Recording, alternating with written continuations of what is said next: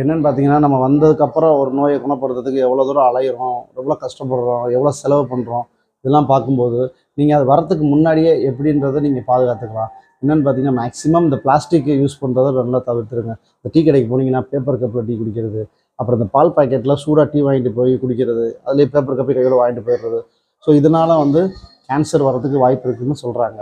So இதெல்லாம் நீங்கள் use பண்ணுறத கொஞ்சம் தவிர்த்தா ரொம்ப நல்லாயிருக்கும். அதுபோக சின்ன குழந்தைங்களுக்கு இப்போ சில குழந்தைங்கலாம் டயாலிசிஸுக்கே வர்றாங்க.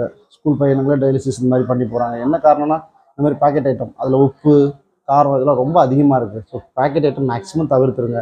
என்றைக்கோ ஒரு நாள் சாப்பிட்றாங்களா அதை விட்டுருங்க. ஆனால் அடிக்கடி வாங்கி கொடுக்குறத நிப்பாட்டுங்க. ஸோ பாக்கெட் ஐட்டத்தை நிறுத்தினீங்கனாலே போதும், குழந்தைங்க கொஞ்சம் சேஃப்டி ஆயிடுவாங்க.